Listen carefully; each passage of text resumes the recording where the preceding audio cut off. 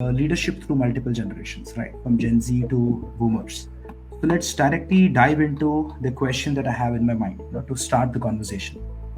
Now, as I said in the introduction, there are organizations today, and there are also smaller teams who have multiple generations working with them. तीन चार generations एक साथ आ रही. So, from your experience, from your observations, how do you see this challenge? And what practical strategies have you seen work when it comes to breaking the stereotypes and fostering collaboration between these different age groups?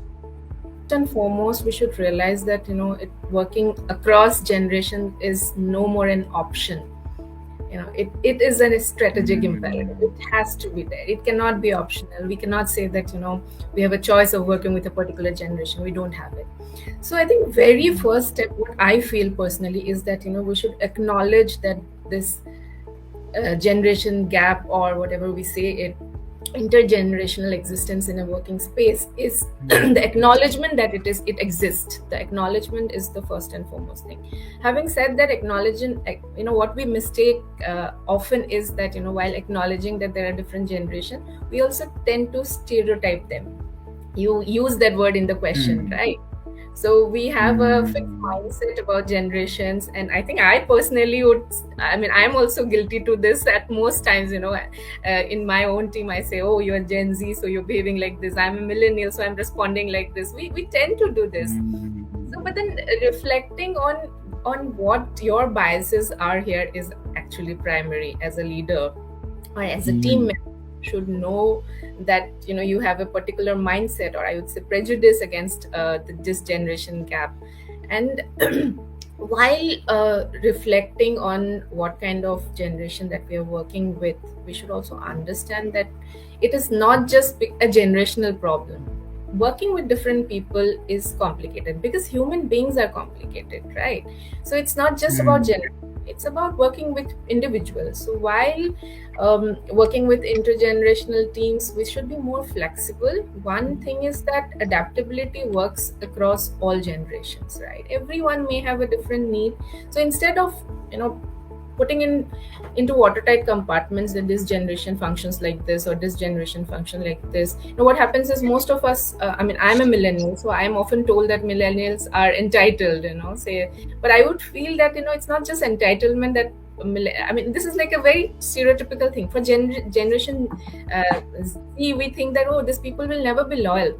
We have that mindset. I don't know where it comes from. It generally, prejudices, these biases exist. So personally, what I do is I keep on reflecting on what my biases are, and I try to work on them.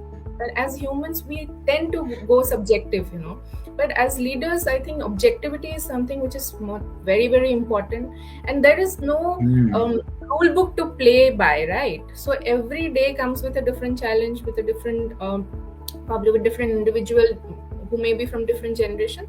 But across all generation, I think one thing that is important, that one should have a workspace which gives them that source of happiness, that while you're working there should be people whom we care about, irrespective of generation. So openness is one thing, transparency is another thing, adaptability is one thing. And first of all, you acknowledge that, okay, I have this misconception or a prejudice or a bias, and then you work on it consciously and constantly. This is what I believe, and I try to do it on an everyday basis. And there are challenges. It's not that you have your own things in your head going on, you are struggling with various things. But when you step into your office, you have to leave everything behind and be there present and see what is the problem, where are the issues, who is facing what. It should be a psychologically very, very safe space where you're working. And as team members, as leaders, everybody should work towards it, and it has to be a very conscious effort.